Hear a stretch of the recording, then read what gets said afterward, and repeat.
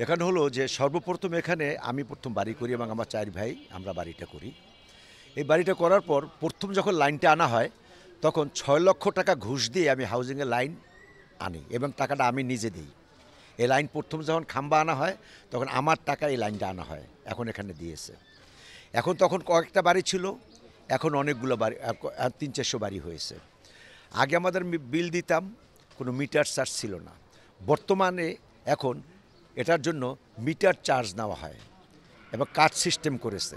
এখানে চালাকির সঙ্গে তারা দুটো করছে, কোন দিন রেট বাড়াচ্ছে তারা কিন্তু আমাদেরকে জানায় না, অর্থাৎ জনগণের সঙ্গে এরা প্রতারণা করতেছে। নাম্বার 2, দেখা যায় প্রত্যেকবারেরই মিটার 10 দিন 1 মাস যায় 2 মাস যায় চার্জ করতে যায়, টাকা চার্জ নেয় না, মিটার নষ্ট। অর্থাৎ সরকার একটা দুর্নীতিবাজ কোম্পানি দিয়ে এই মিটারগুলি চায়না থেকে ইম্পোর্ট করেছেন। একমাত্র ওয়ালটন এসি দিচ্ছে 1 বছরের রিপ্লেসমেন্ট গ্যারান্টি। এখানকার বিদ্যুৎ সচিব, বিদ্যুৎ অফিসের যারা ড্রেস কোড ইঞ্জিনিয়ার তারা এই জিনিসটা করেছেন। নিম্নমানের এই মিটারগুলো লাগাইছেন যার জন্য মিটার খারাপ হয়ে যায়।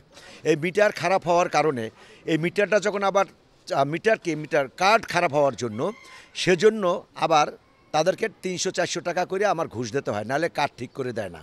যদি কার্ডটা ঠিক করে না দেয় সেদিন সে বিদ্যুৎ পায় না। যেমন আমার বাড়িতেই বলেন, এখানে মাদার মিটার আছে, মিটার লাগাই আমি আগে, মাদার মিটার আমার 14 বছর চলছে, কোনো দিন ডিস্টার্ব হয় নাই। তারা মিটার করাতে মাদার মিটার লাগাইছে 2 বছর নাতে নষ্ট হয়েছে। এই মাদার মিটার আনতে আমাকে 25,000 টাকা ঘুষ নিছে। কারণ মাদার মিটারে যদি আমার কারেন্ট না থাকে পুরো বিল্ডিংটা আমার কারেন্ট থাকে না।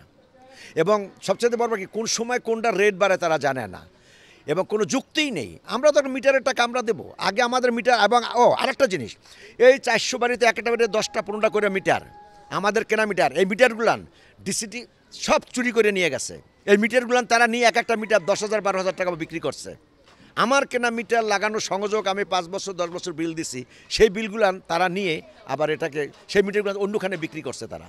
এটা প্রতিহত করা দরকার। তা আমরা চাই বিদ্যুৎ বিভাগে এই সমস্ত থেকে বিরত থাকুক এবং আমাদের মিটারে আমরা কোনো চার্জ দিতে চাই না। ভ্যাট আছে, ভ্যাট আমরা দেবো, অসুবিধা নেই, কিন্তু যখনই কোনো দাম বাড়াবে সেটার জন্য যুক্তিসঙ্গতভাবে আমাকে জানাইয়া নেওয়া হয়, এটার আবেদন।